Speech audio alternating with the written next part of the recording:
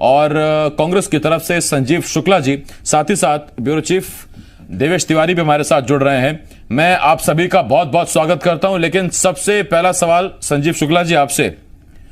संजीव जी, सरकार आपकी 1.5 साल हो गए काम करते करते। जब इतना काम कर लिया तो उसके बाद इस मेगा तैयारी की आवश्यकता क्या है? एक सीट पर इतना तनाव क्यों?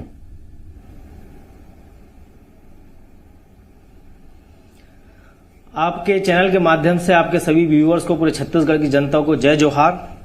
और पहली बात तो आपका भी बहुत बहुत धन्यवाद कि आपके चैनल के माध्यम से आपने भी एडमिट किया कि 1.5 साल में माननीय भूपेश बघेल जी की सरकार ने, कांग्रेस पार्टी की सरकार ने बहुत सारे काम किए हैं। आपको बहुत बहुत धन्यवाद।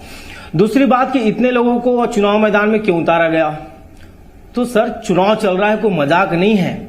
और कांग्रेस पार्टी के अंदर अगर हर एक मंत्री, हर एक विधायक अपने आप को एक सामान्य कार्यकर्ता समझ के अगर रणभूमि में, अगर युद्ध के मैदान में जाकर के प्रभार लेकर के काम कर रहा है, तो ये तो उनकी तारीफ करने योग्य बातें हैं। और कांग्रेस पार्टी के ये अंदरूनी मामले हैं कि कितने लोगों को लगाया जाएगा, कौन लोग काम करेंगे, कौन किस प्रभार में रहेगा।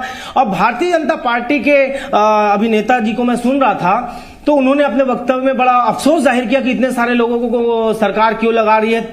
तो इनको अगर प्रॉब्लम है, इनके पेट में अगर दर्द हो रहा है, तो ये लोग नरेंद्र मोदी जी को बुला लें। अगर इनके पास में कार्यकर्ता नहीं है, अगर इनके पास में नेता वहां पर जाने के लिए इच्छुक नहीं है, क्योंकि मैं आपको बता दूं, पिछले कई वर्षों से मरवाही के चुनाव में भारतीय जनता पार्टी के बड़े नेता चुनाव प्रचार से नदारद रहते थे।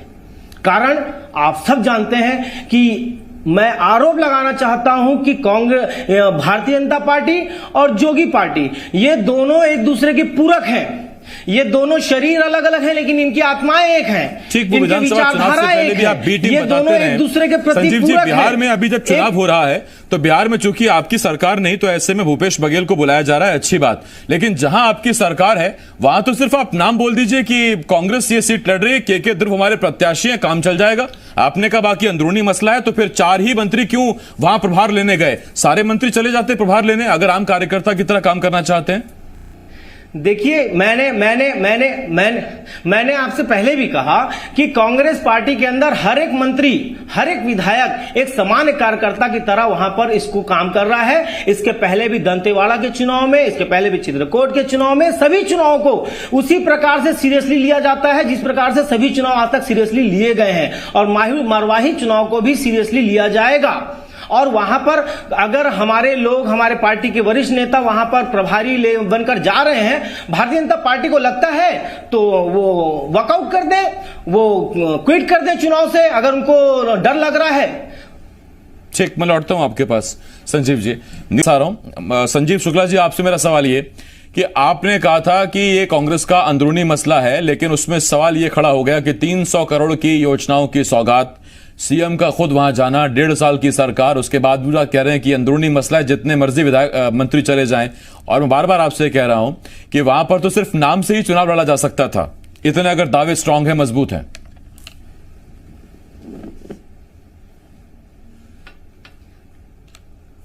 हर मोड़ पर रुक रुक कर चलते क्यों हैं? हर मोड़ पर रुक रुक कर चलते क्यों हैं? जब इतना डरते हैं तो घर से निकलते क्यों हैं? अगर इन लोगों को डर लग रहा है, या जिसको भी डर लग रहा है कांग्रेस पार्टी की ताकत से, कांग्रेस पार्टी के नेताओं से, कांग्रेस पार्टी के कार्यकर्ताओं से, मैं पहले भी कह चुका हूं, वो क्विट कर दे चुनाव से। और चुनाव को बड़ी सीरियसली लड़ा जाएगा। मैं आपको एक बात और बता दूं, अभी जोगी कांग्रेस के और बीजेपी के प्रवक्ता कह रहे थे कि कांग्रेस को अपने विकास पर चुनाव लड़ना चाहिए। आप भी यही कह रहे थे कि कांग्रेस पार्टी ने जो विकास किए हैं, तो मैं आपको बता दूं कि 15 साल यहां पर माननीय रमन सिंह जी की सरकार रही।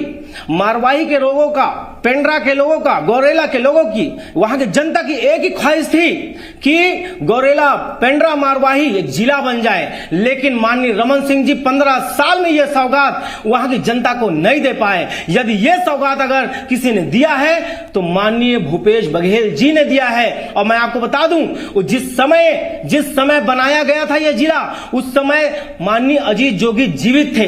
उपचुनाव का भी कोई सीजन नहीं आया था, उपचुनाव भी कोई डिक्लेरेशन नहीं हुआ था, क्योंकि माननीय जोगी जी खुद जनता थे और माननीय जोगी जी ने सार्वजनिक तौर पर हाथ जोड़कर माननीय मुख्यमंत्री भूपेश बघेल जी का धन्यवाद ज्ञापन किया था कि मैं आपका आभारी हूं, जो काम 15 साल में रमन सिंह और भारतीय जनता पार्टी के लोग नहीं कर पाए वो काम आपकी 15 महीने की सरकार ने कर। मुझे याद आता है कि 18 से पहले मैनिफेस्टो में आपने इस बात को रखा था, मैं लौट रहा हूं इस पर, धन्यवाद कहा था। और अब मैं एक मिनट आपसे 10 सेकंड और लूंगा, 10 सेकंड और लूंगा, सही 1 मिनट। मैं अग्रवाल जी आपके पास जा रहा हूं, नीलू शर्मा जी आपके पास आता हूं। अग्रवाल जी मेरा आपसे एक सवाल, ये जो एक बात थी आपने मैनिफेस्टो में ये बात कही थी कि हमारी सरकार बनेगी ये बसपा के समर्थन के साथ तो हम जिला बना देंगे, आपकी सरकार नहीं बनी तो कांग्रेस ने जिला बना दिया, ये भी एक फैक्टर है जो कांग्रेस के पक्ष में जा सकता है। और वाकई पुरानी लंबी मांग थी, बीजेपी सरकार से मांग होती रही थी, पूरा किया कांग्रेस ने। कांग्रेस के डर को मरवाई क्षेत्र की जनता जानती है। नहीं, इसमें बड़ा दिलचस्प हो गया ये जो एक शेर अभी संजीव जी ने अर्ज किया था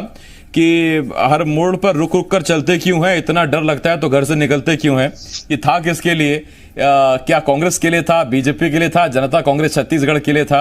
ये आप देख सकते हैं, इस शेर को कहीं भी आप इस माहौल में फिट कर सकते हैं त्रिकोणीय मुकाबले में। खैर देखिए, अभी डर, सियासी चिंता रहती है चुनाव से पहले। वक्त खत्म हो गया मेरे पास। बहुत धन्यवाद नीलू शर्मा जी, संजीव शुक्ला जी, अग्रवाल जी, बहुत धन्यवाद आपका, देवेश आपका शुक्रिया हमारे साथ जुड़ने के लिए।